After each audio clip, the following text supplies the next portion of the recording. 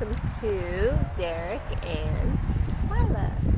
So this is going to be a get to know us, and the topic today is going to be getting to know us. Who are we? Right. Who are we and how did we meet? So what is this, 2019? We met in 2009. I was 23. Yeah. And I had just ended a long relationship with my son's father. And I was just kind of trying to get to know myself, like do my own thing, not really try to pay. Actually, I was still trying to work it out with my son's father. And but he was in a whole nother state, but I was trying to be that ride or die chick. And I was just trying to do me anyway, regardless. So I got my son into a private school, kind of like a private school. He was 3 at the time. He's 14 now. So I enrolled him into this school, and I started going to the gym every morning. Started eating like meats and vegetables, and started losing weight because I was like almost 200 pounds. And mind you, I'm only 5'1", and I was 5 foot, but somehow recently I'm 5'1". Anyway, I'm short, so I look like a freaking Oompa Loompa. That's what's up. And I was like, this is not gonna happen, so I just need to get my life together. So every time he went, I lost my job. That's what happened. Lost my job, wasn't doing the right things, but at 23, I mean, who is doing the right things all the time? So I decided to try to fix myself while he went to school, try to get my life right, whatever. During that time, I saw this guy, and we were at a graduation, and I saw this guy, and I actually thought he was married because there was this woman that was kind of going back and forth, and he had 2 kids sitting next to him, so I was like, okay, it's taken, whatever. I wasn't really thinking too far into it. I just saw him and I found him attractive. And we were at the graduation, and he was sitting there with these 2 kids next to him, which kind of, they didn't. Actually, it was just one. It was a one. No, yeah, there was one. It was just but she didn't even look like him, so I was like, is that his daughter? You know, because she was darker complected. You know, my son is way darker than I am, and he doesn't look like me. He's whatever. So anyway, I didn't know if this was his child or not, but she was just sitting there next to him, and he had his arm kind of like behind her, and I was sitting there with my ex's sister. Like, she was an adopted sister, and she came with me. And anyway, during that graduation, it was like at a Pentecostal church. There was like these pews. It was an old school. You know, we live in the country. We live in Oklahoma, so it's like total country here. And I remember him looking back, looking at me, but I didn't know if he was looking at me or not. I thought he was just like looking behind him, and I was like, he did it again. I was like, is he looking at me? And so I kind of looked back. You know how when somebody's looking at you, you don't know if they're looking at you, so you kind of look behind you like there's somebody else behind me. Yeah, I was trolling her. Yeah, he was trolling. Big time. And so I was like, oh, okay. So then I saw him, the next scene in my memory was that he was recording his son. Yeah, that big old camcorder. Not with my phone. Huge camcorder. But I had the big old handheld camcorder. Right. JVC, which we still have today. We still have that JVC. We have many memories tapes on there. Yeah.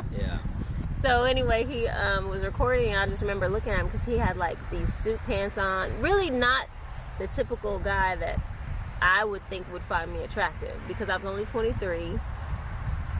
I was, into guys who were like, I don't know. Who not would? that, yeah, I guess.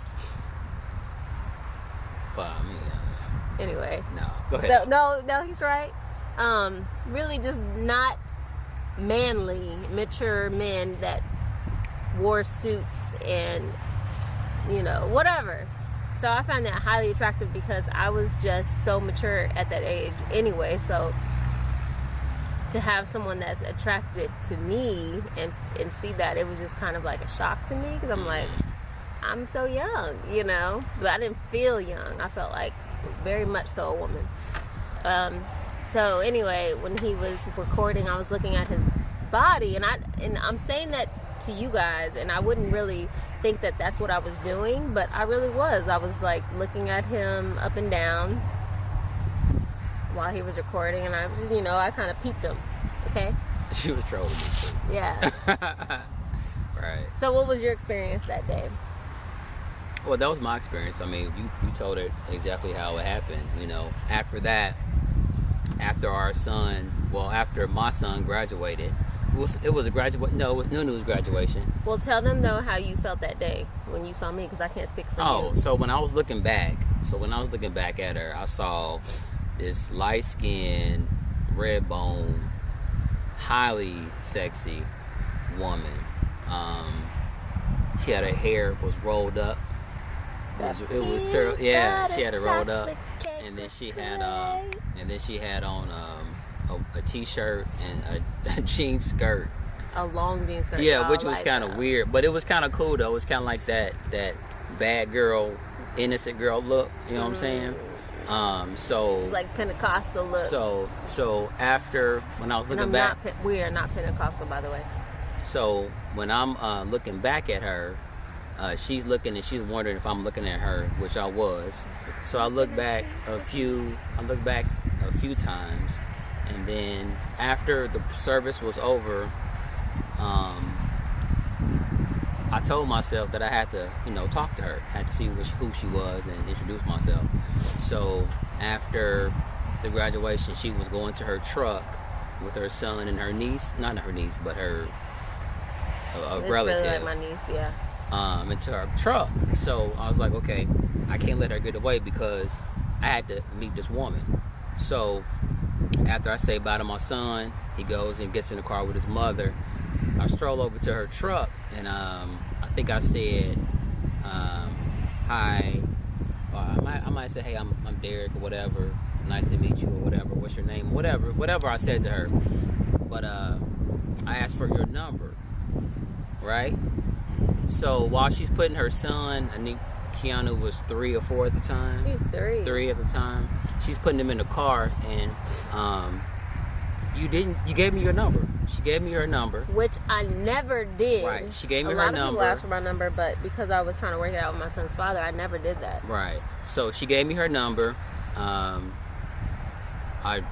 walk away thinking, okay, I'm gonna give it a couple of days. You know, fellas, you know what I'm saying? After you get a phone number, you don't want to call like the next day. You want to maybe wait for 4 or 5 days, maybe. So I'll never forget, I was in the car and I was in my truck driving. I said, I'm not going to call her tomorrow. I'm going to wait a couple of days and give her a call. So after a couple of days go by, I called her. And I think that was the time when I called when I think I was on my way.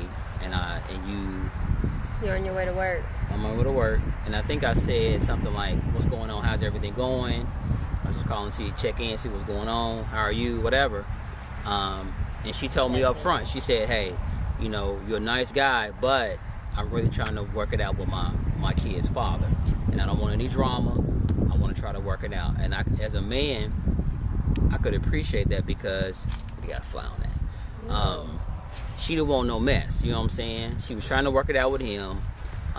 So she told me up front, hey, I don't want no mess. I'm trying to work it out. So I said, cool. You know, whenever you want to hang out, which was kind of trifling, but you know, hey, I was what? Trifling? I was 33, 32 at the time. What was trifling? Because if you're trying to work it out with your dude. Oh, and you're like.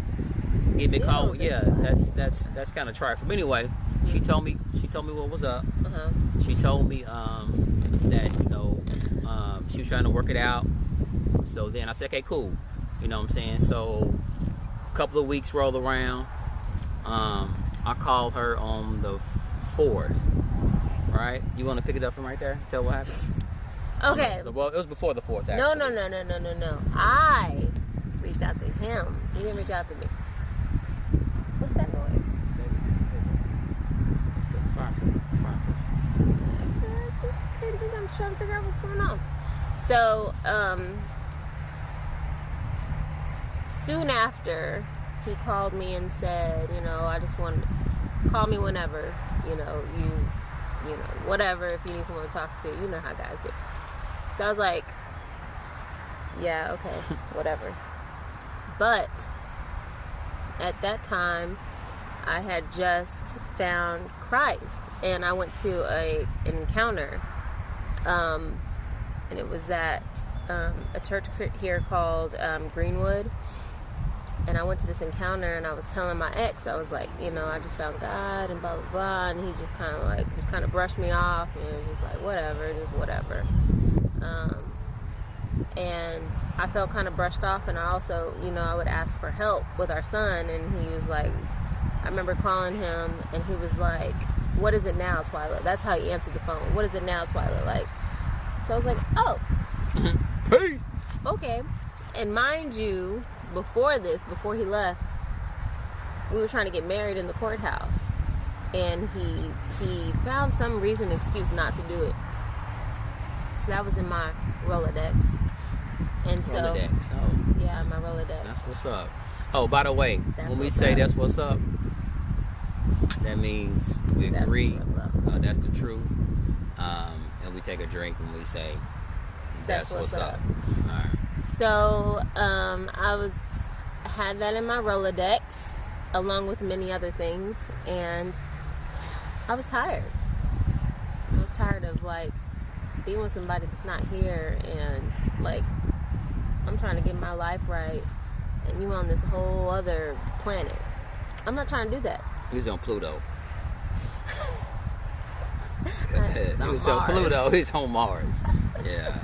And so anyway, so soon after that, I was just like, I want to kick it, or I want to not even kick it. I had been kicking it.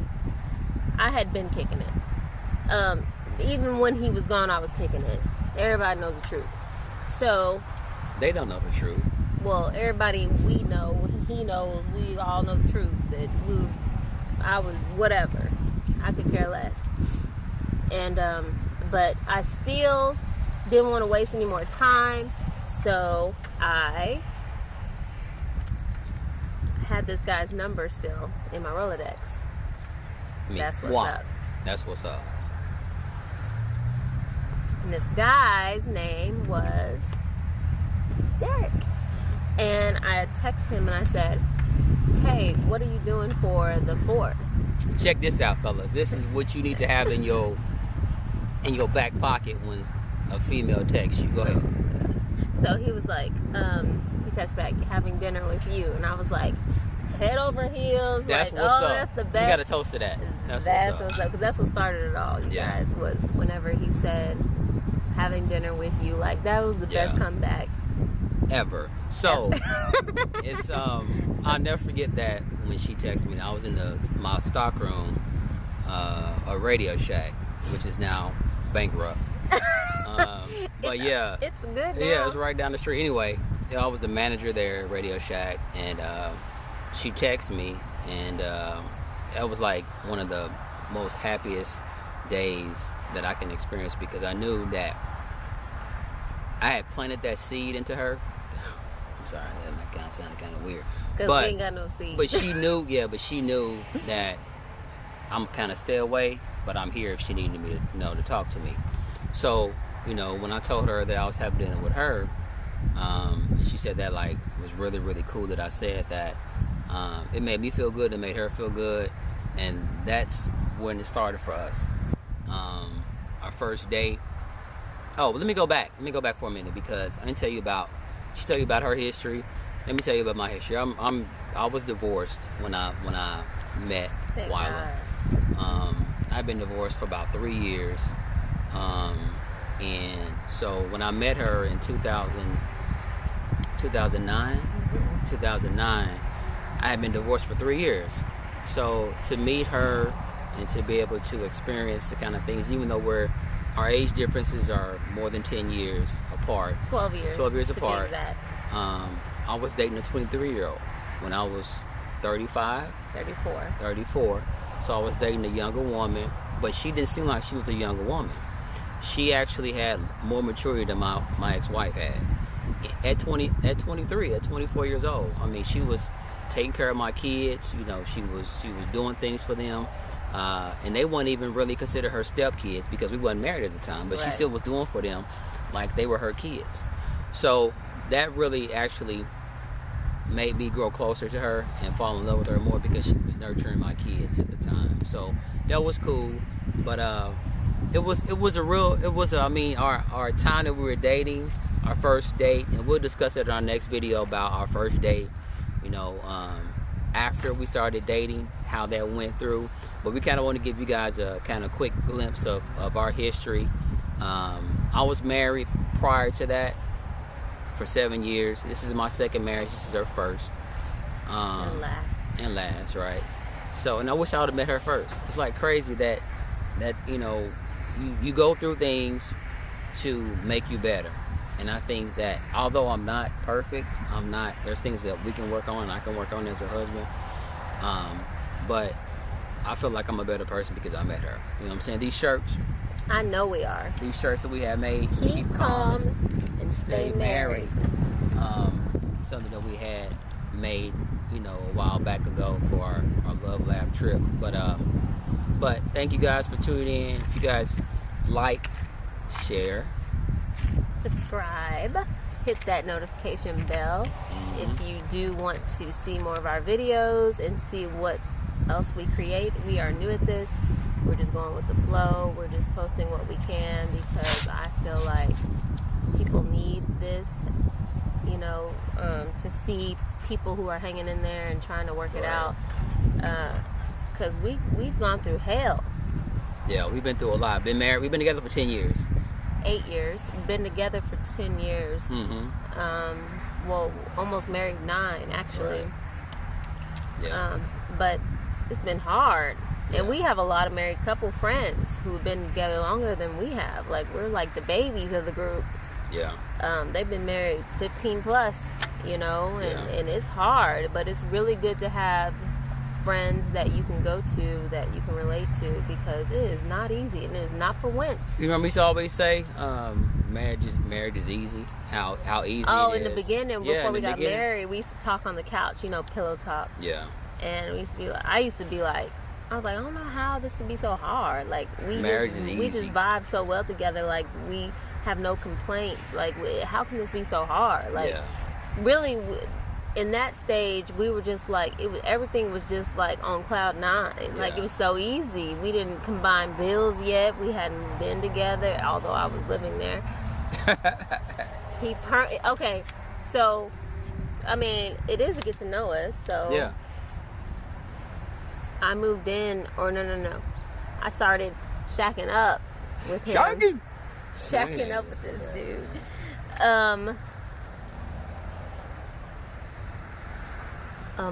Okay, so I would go visit him. Yeah. And after we started dating, I went to his house that night. Nothing happened because I told him, no, it ain't happening. Excuse me. Wow. Bless you. Thank you. It's not happening tonight. And that was another reason why he clung on to me. You know what I'm saying? Why? Because what? I had recently read that book by Steve Harvey. Act Like a Lady, Think Like a Man. Yeah. I did that. Yeah, she did that. I sure did. And he was just like, oh. He was ready for the chase, y'all. And I was ready to be chased. And so anyway, I didn't give it anything that night. Yeah, you gave something. A kiss? Yeah.